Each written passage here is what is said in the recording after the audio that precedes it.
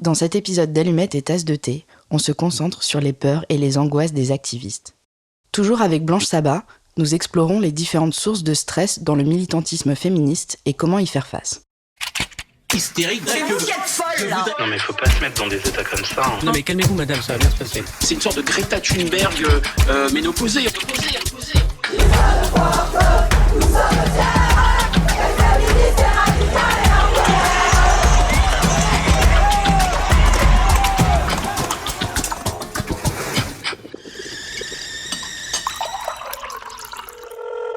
Salut, c'est Julie Kael, c'est moi. Je me laisse encore un message à moi-même pour vous parler. En gros, il fallait que je vous explique. Vous vous en doutez, la discussion avec Blanche était méga passionnante. Déjà, ça a duré quasiment 2 heures. Mais du coup, mon producteur, bon, il est adorable, hein, mais ça reste un mec. Son cerveau a failli quitter la conversation. En vrai, je suis d'accord avec lui. Ça a fait un peu beaucoup là, donc on va couper l'épisode en 2. Aujourd'hui, on va parler des peurs et des angoisses plutôt liées à des menaces qui viennent de l'extérieur. Et la prochaine fois, on parlera d'angoisses plutôt internes, par exemple sur son propre comportement ou qui sont créées par la communauté elle-même. On parlera de légitimité, de pureté militante. Voilà. Bon épisode. Bisous. Pour le sens commun, la peur est une émotion qui paralyse la personne qui la ressent. Souvent qualifiée d'émotion négative, la peur est régulièrement associée à une envie d'esquive en psychologie et à des réflexes comme la fuite, l'inhibition, la démobilisation et le désengagement lorsqu'il est question de militantisme. La peur pousse à fuir, à se mettre à l'abri. Si j'ai peur de sauter à l'élastique, je descends du parapet et je m'éloigne du vide. La chercheuse Mélissa Blais a étudié les conséquences de la peur sur l'engagement féministe. Elle démontre que cette émotion n'empêche pas les militantes d'agir. Elle peut au contraire être un moteur d'action. Car pour les femmes, s'éloigner de l'espace public et renoncer à la liberté n'est pas une option à long terme. Alors, la peur devient une motivation pour agir. Avec la colère et d'autres émotions dont nous parlerons dans les épisodes à venir, elle est à l'origine, au fondement de l'engagement féministe individuel et collectif. Dans un épisode d'émotions à emporter, Pauline Boulet s'intéresse au collage et au sentiment de puissance qu'il provoque, à la question de l'empouvoirment. Voici ce qu'elle raconte, c'était la première fois qu'elle avait vu un collage dans sa ville. Est-ce que j'avais peur avant de lire le collage ? Peur d'être seule dans la rue, peur de faire une mauvaise rencontre ? Peut-être inconsciemment. Mais après avoir vu le collage, c'est certain, je n'avais plus peur de rien. J'ai décidé de suivre des camarades lors d'une session proche de la place de la Nation à Paris pour les interroger sur leur rapport au collage et à la peur. Marthe, Clara, Zoé et Ritz expliquent très bien l'utilité de ce mode d'action militant. Et après, ça fait des grumeaux et c'est pas trop... Ouais, je pense que c'est pas mal. Je me rends pas compte. Oh, pardon, excuse-moi. Tu veux me donner ta banane ? Non, en fait, je vais la mettre dans mon sac. Comme ça. Comme ça, je suis sûre de ne pas l'oublier dans le sang.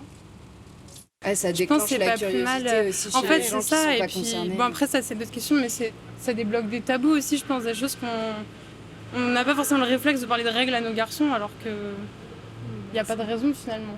Ouais, et puis ce collage-là dans la rue, c'est d'autant plus important que c'est là qu'on expérimente tout et... La peur, le harcèlement, tout à fait. Ouais. J'avais jamais fait les arts.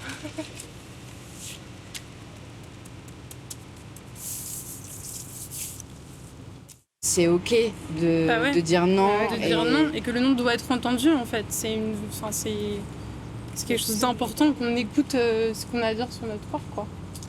Ouais. Non, la provocation, non, ça lance le dialogue d'une manière peut-être un peu forcée parce que le message il est grand, il est affiché, on peut pas le cacher, mais c'est de toute façon, j'irai pas jusqu'à faire de la les collages dans la rue, c'est bien parce qu'on n'a pas d'autres plateformes d'expression et qu'on nous écoute pas dans les grands médias, donc c'est pour ça qu'on va dans la rue. La parole, on la colle. Excellent. Moi, c'est un peu pour ça que j'ai commencé à coller. La rue, la nuit, ça avait un côté un peu impressionnant. C'est un endroit où, quand je suis toute seule, je suis pas très confiante. Les collages, ça permet de reprendre un peu le pouvoir et de montrer qu'on est là, qu'on occupe l'espace public, etc. Mais c'est pas pour ça que j'ai envie de me faire taper dessus avec mon seau à la main. Donc, ce que j'aimais bien, c'est aussi la visibilité des messages. Moi, ce qui m'a interpellée au début, c'était de voir tous ces messages dans la rue. Je me disais, waouh, c'est quand même super fort quand on voit des... Enfin, je sais pas, les premiers que j'ai vus, c'était « Tu n'es pas seule on te croit, c'est des mots qui résonnent quand même beaucoup dans, je pense, beaucoup de vécu perso. Du coup, c'est un peu pour ça que j'ai décidé d'aller coller. Et puis après, ouais, quand on est, je sais pas, 5-6 en train de coller et que les gens osent pas trop s'approcher ou qui sont curieux, mais on sait pas trop si c'est bienveillant ou pas, bah, c'est quand même...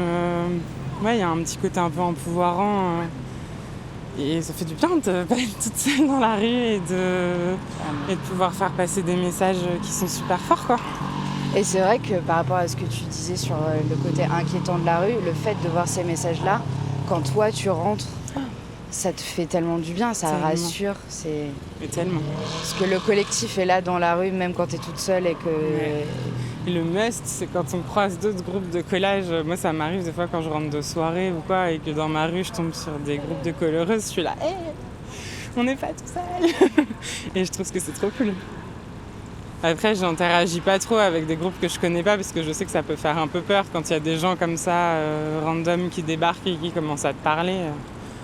Donc voilà, mais juste de les voir en action, je me dis, bon, bah c'est bon, là, je suis safe, je peux rien m'arriver, c'est trop cool.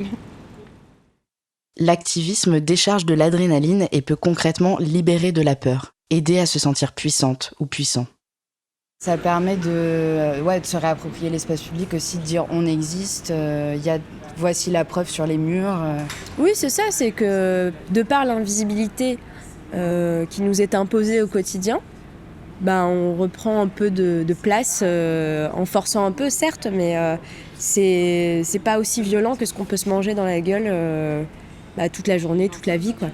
Donc je trouve que c'est minime, quelques feuilles A4 sur ton mur qui vont finir par s'en aller avec 2 coups de pluie, comparé à ce qu'on peut vivre au quotidien en tant que, je parle pour ma part, tu vois, de femmes racisées. Enfin voilà, et même dans mon milieu professionnel, tu vois, il y a certes beaucoup de femmes, mais racisées très très très très peu. Et donc il y a vraiment des fois où tu vois, je me sens seule parce que t'es pas représentée. Et le fait de coller ou même de te retrouver dans des sessions de collage avec des gens simplement qui te comprennent, tu vois, qui te regardent pas comme étant, tu vois, la femme racisée du groupe. Juste, enfin voilà, ça c'est, je ressens vraiment pas ce regard pendant les sessions de collage. J'avais des amis qui me disaient, Claire, il y a un collage là-bas, parce que comme je les prenais tout en photo, ils étaient en mode bon, c'est sa collection. Et moi j'avais vraiment une admiration sans fin. Ça te faisait quoi à l'intérieur de toi de voir des collages comme ça dans la rue ? Je sais pas, l'émotion de la sororité, tu vois. Vraiment, je ressentais, j'avais un mélange d'admiration, j'étais joyeuse, j'étais pleine d'espoir, pleine de force. D'un coup, j'étais en mode je vais tout défoncer. Le premier me marche, je le mets contre moi. Exactement.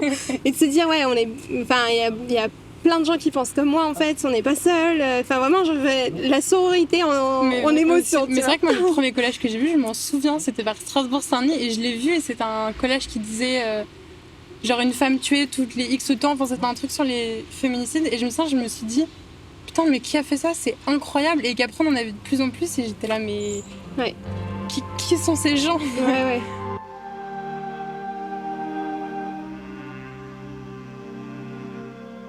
Et est-ce que ça vous est déjà arrivé d'avoir peur pendant une session ou d'être stressé, d'avoir un coup d'angoisse ? Oui, il y a la fois où il y a le flic en civil qui a appelé ses collègues. Je te laisse raconter parce que c'est toi qui étais guetteuse à ce moment-là. Ouais, c'était une grosse session, on était nombreuses, je sais plus combien on était. Ouais, on était au moins 5, c'était la session de déconfinement. C'est ça, session de déconfinement, on était assez nombreuses. C'était à l'époque du hashtag Black Lives Matter. Et c'était exactement. Et du coup, les filles étaient en train de coller ce message. Et moi, je faisais les gays dans l'angle de la rue juste à côté. Et je vois un gars passer qui ralentit un peu de façon bizarre. Du coup, je commence à les repérer maintenant à force. Donc, je me mets pas trop loin de lui. Et en fait, il regardait le groupe, mais il pensait pas du tout que j'étais avec le groupe. Et en fait, il avec son téléphone, il appelle. Je ne sais pas qui, mais probablement ses collègues.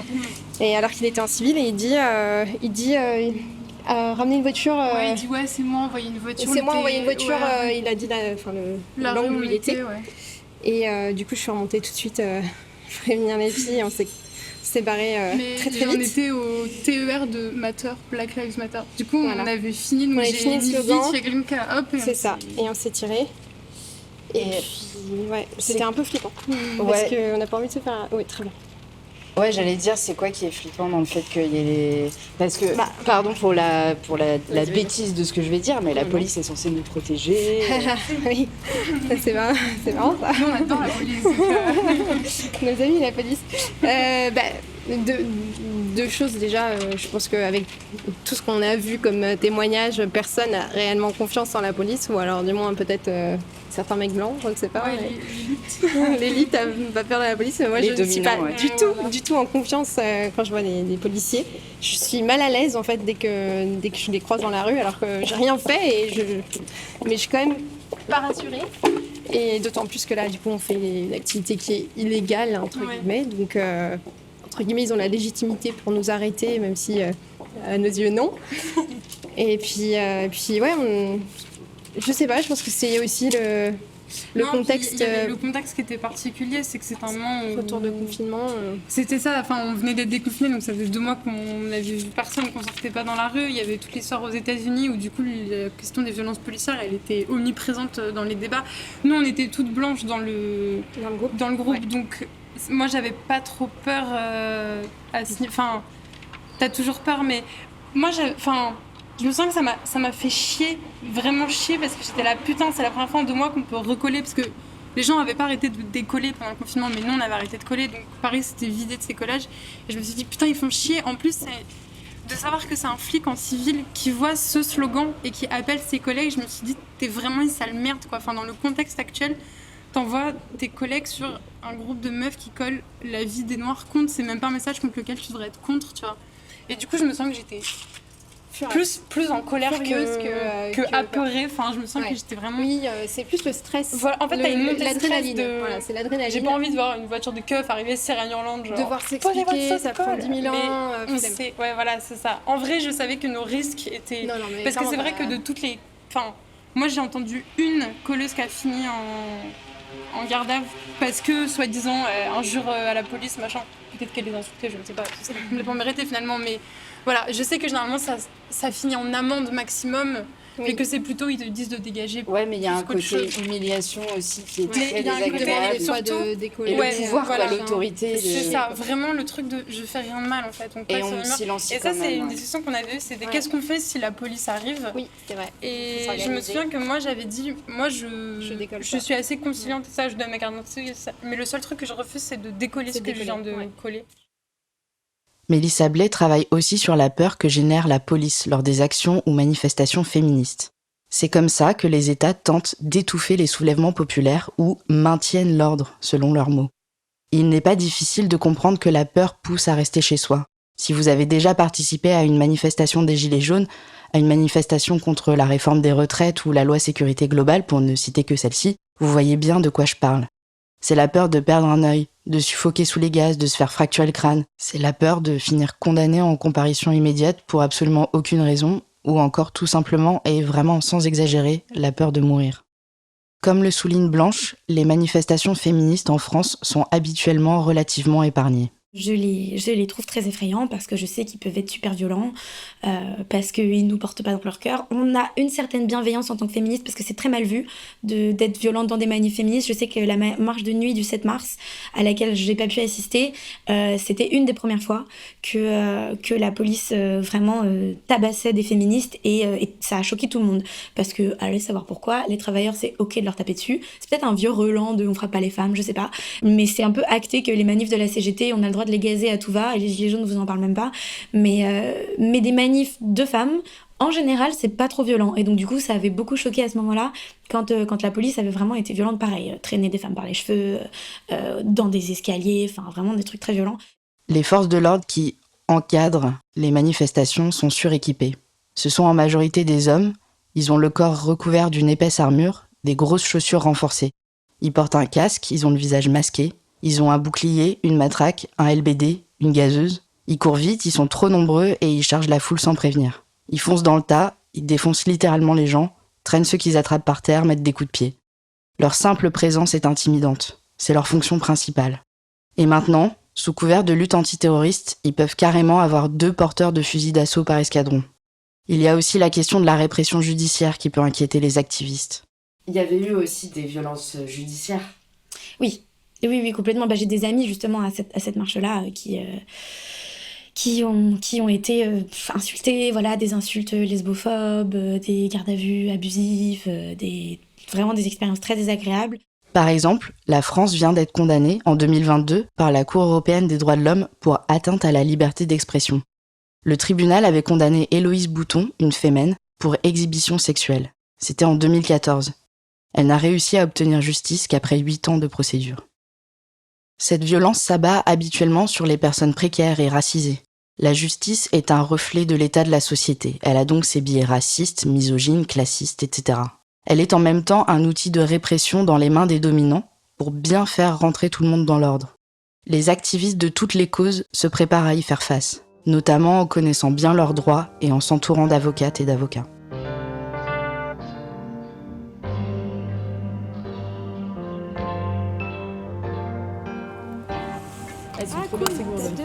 Bon, allez, vas-y.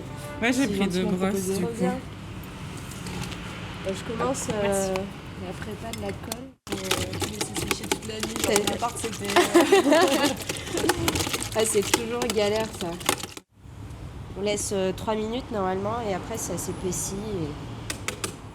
Toi, t'as quoi Ça, c'est Il te frappe, on te croit. J'ai Sois fier et parle fort.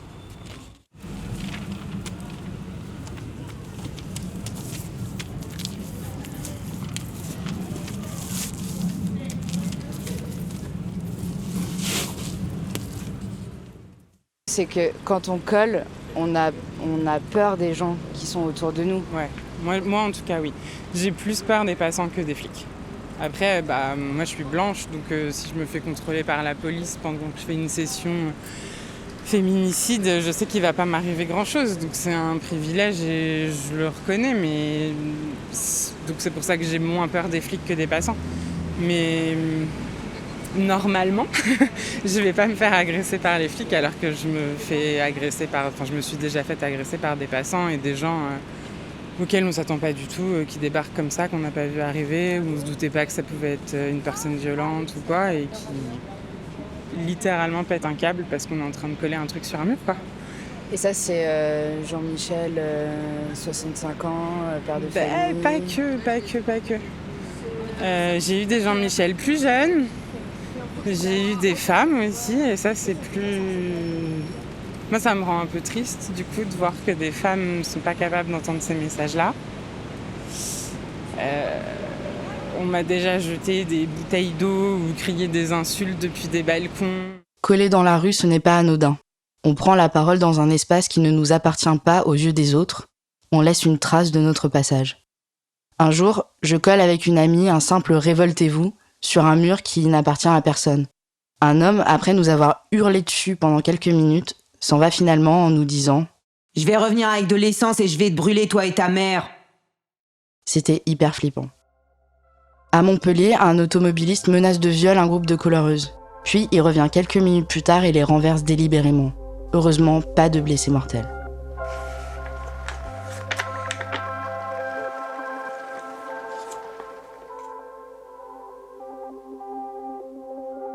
J'ai aussi posé la question de la violence physique à Blanche. Pour l'instant, en France, on est à peu près épargné par ça. Il y a eu quelques attaques vraiment antiféministes au Canada et aux États-Unis ces dernières années. Je pense à ce moment-là à Marc Lépine, qui assassine 14 femmes à l'école polytechnique de Montréal. C'était en 1989 et c'est le premier attentat antiféministe revendiqué. J'aimerais te raconter une anecdote un peu perso et savoir ce que t'en penses. Quand le livre de Despentes est sorti, j'ai voulu me l'acheter. Du coup, je suis allée sur Le Bon Coin. Et donc, j'ai trouvé quelqu'un qui vendait le livre. Je prends rendez-vous, etc. J'y vais en vélo. Et en vélo, c'est un peu comme dans la douche. On a les pensées qui divaguent, etc. Et juste avant d'arriver, vraiment 30 secondes avant d'arriver au rendez-vous pour faire l'échange, je me dis, oula, mais en fait, le pseudo de la personne, c'était des chiffres. Je sais pas du tout si c'est une femme. Et j'ai une pensée vraiment très fugace de, mais en fait, c'est sûr, c'est un mascu, c'est un piège. L'attaque, il va me cracher dessus, quoi. Il tend des pièges aux féministes. alors qu'en fait, pas du tout. C'était complètement une vendeuse normale qui avait lu le livre très rapidement. Et voilà. Mais j'ai quand même eu ce petit truc de, ça se trouve, c'est un piège. Est-ce que ce genre de petite angoisse-là, c'est quelque chose que tu peux comprendre, ou est-ce que c'est genre totalement de la paranoïa de ma part ? Ah non, mais je comprends totalement, mais totalement. Moi, ça me fait ça avec les pins féministes aussi, ou les tote bags, où maintenant ça va beaucoup mieux, encore une fois, grâce à la force du collectif, grâce à la visibilité et tout ça. Et puis parce que je sens que les idées féministes sont beaucoup plus bienvenues qu'il y a quelques années. Mais je sais qu'au tout début, quand je portais des badges féministes de merde, les fachos, bûchers, etc., je me disais, mais en fait... je croise la mauvaise personne au mauvais moment, ce qui a écrit sur mon blouson, ça peut me valoir de me faire agresser. Et il y avait cette peur-là aussi. Mes convictions de féministe, c'est-à-dire juste lutter pour l'égalité, sont une prise de risque dans l'espace public. Exactement. Et pareil, j'ai un petit badge sur mon manteau, drapeau LGBT. Voilà quoi. Ça, je sais que... Enfin, j'imagine même pas ce que des personnes trans peuvent vivre au quotidien, quoi. Et la peur perpétuelle que ça peut être de juste être attaquée pour son identité, d'autant plus quand elle est revendiquée, parce qu'il y a une idée aussi chez les masculins, et c'est ça aussi, voilà, sur Twitter, sur Instagram, il y a une idée de celle-là, elle ouvre trop sa gueule, celle-là, elle revendique trop ces trucs. Si t'es féministe, mais bien comme il faut... y a aussi ce mythe là de la bonne féministe et de la mauvaise féministe, et si t'es féministe mais que t'es douce, mais que t'adores les hommes, mais que t'es hétéro, mais que t'es blanche, mais que t'es tout bien sous tout rapport, mais quand même ce serait bien d'avoir l'égalité, ça c'est toléré plus ou moins, et encore. Mais si t'es féministe, si tu te revendiques radical, si tu dis ACAB, si tu dis que t'es misandre, si t'as une identité de genre qui n'est pas cis, si t'as une expression de genre, si t'as un undercut... Si tu sors un tout petit peu de l'ordre établi. Exactement, de la norme, si t'as les cheveux teints, si t'as des piercings, si tout ça, ce qui est quand même très très fréquent dans les communautés queer militantes, ça va te valoir d'être potentiellement agressé.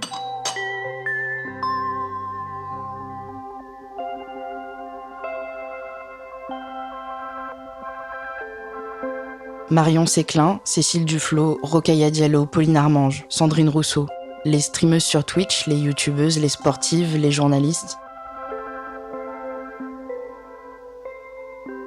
Toi, tu es une personnalité publique, tu es engagée publiquement, tu as un compte avec plus de 90 000 abonnés. Est-ce que tu peux nous parler de cyberviolence ? Est-ce que ça crée concrètement dans ta tête et dans ton corps de subir de la cyberviolence ?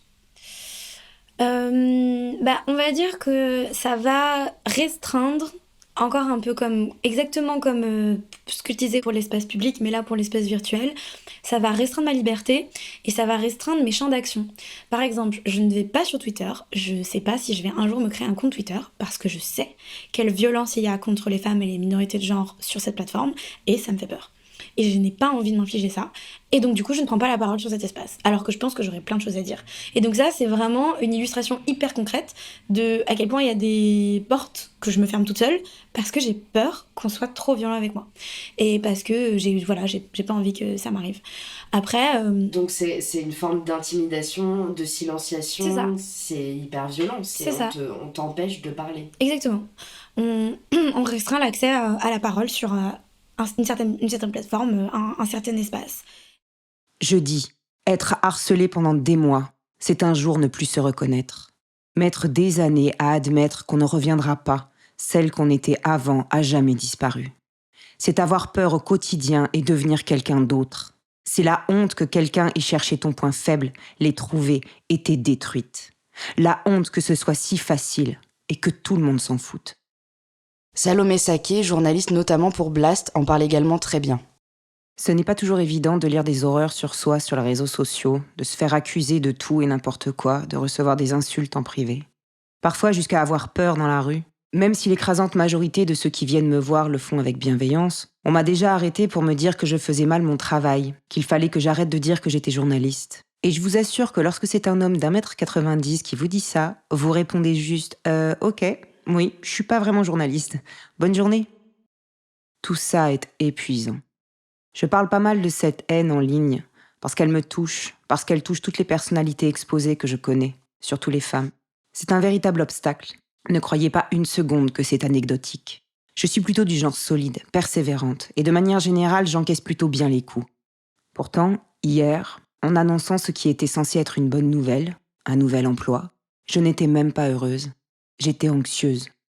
J'ai assisté récemment à une rencontre publique organisée par nous toutes pour parler de la marche contre les violences sexistes et sexuelles du 19 novembre. Bienvenue dans cette soirée, nous toutes. On va commencer.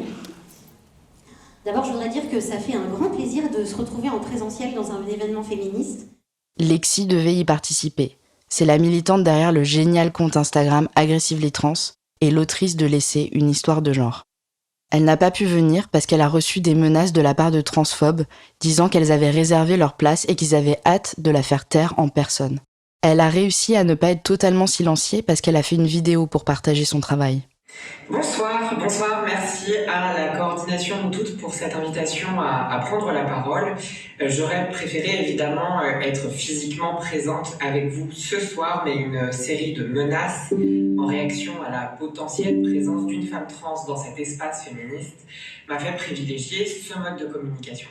La transphobie et l'intimidation m'empêchent donc d'avoir une présence matérielle, mais ça ne m'empêchera pas d'avoir une voix qui tient à dire que cette fracture transphobe dans le féminisme, elle n'est pas récente, mais elle est tristement d'actualité. Mais cette intimidation l'a privée de sa liberté de venir échanger avec ses sœurs de lutte. Elle n'a pas pu venir expérimenter cette solidarité qui fait tant de bien. On lui a fait peur pour l'isoler. C'est extrêmement violent.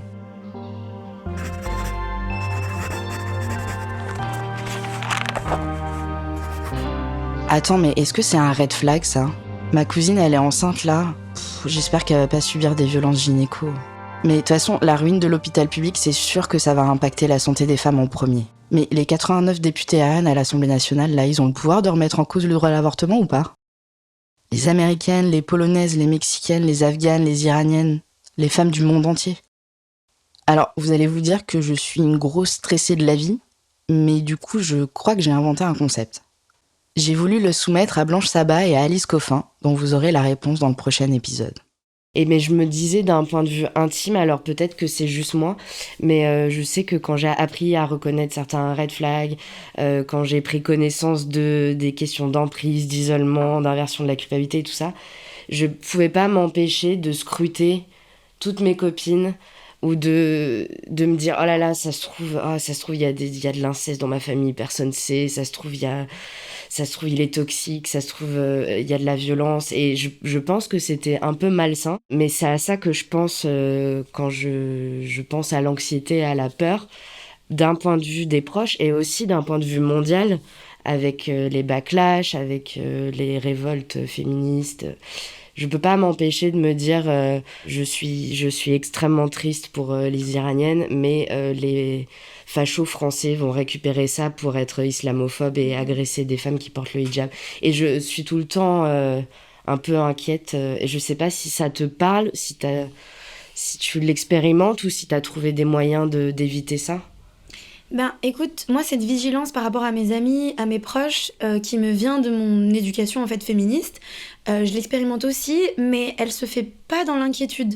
C'est plutôt, j'ai l'impression d'être armée, d'être outillée pour repérer des choses qui me seraient complètement passées par-dessus la tête auparavant, parce que justement je repère pas les indices, parce que j'étais pas assez sensibilisée. Et maintenant, justement dans tout ce qui concerne les relations toxiques, quand on te dit que ça va de la première insulte jusqu'à la mort, ce n'est pas une exagération. Et donc du coup, s'il y a un mot de trop, s'il y a des textos où j'ai l'impression que la personne parle à mon ami d'une manière irrespectueuse, et ben en fait je vais être beaucoup plus alerte, plus vite, et repérer des comportements, et en fait avoir des discours qui condamnent plus vite ce genre de comportement, de façon à ce que ça dérive pas, et que quand on s'en rende compte, il soit pas déjà trop tard. Et ça pour moi c'est positif. C'est pas l'idée de se dire il y a du mal partout et on est toutes foutues, et d'avoir peur en permanence, mais plutôt de dire maintenant je sais ce qu'il en est et je me sens armée pour protéger les autres. Et ça m'arrive souvent en fait de tenir un discours, parfois qui va pas être bien reçu, parce que les personnes ont pas envie forcément d'entendre ce que j'ai à dire, ont pas envie de remettre leur couple, qui par ailleurs comporte beaucoup d'amour, en question, ont pas envie de de voir des choses pas belles dans des histoires qui peuvent être très agréables par ailleurs. Et on va plutôt, ou en termes d'éducation genrée, il m'arrive de faire des remarques, de dire attention, tu sais que ça c'est quand même un super gros stéréotype, est-ce que t'es sûre que, je dis n'importe quoi, la fille de ton ami, tu veux vraiment lui offrir ce livre-là, est-ce que, bon voilà, des petites remarques comme ça, qui vont pas toujours être bienvenues, parce que c'est pas agréable quand on a l'impression que quelqu'un nous fait la morale, ou quand on a l'impression de bien faire et qu'on se rend compte que finalement non. Et parfois ça mène à des discussions, et parfois ça mène à des engueulades. Et petit à petit, en tout cas la graine est plantée, et c'est très fréquent qu'on revienne vers moi a posteriori, qu'on me dise tu sais, après cette dispute, j'ai vachement réfléchi, et puis j'ai vu telle chose.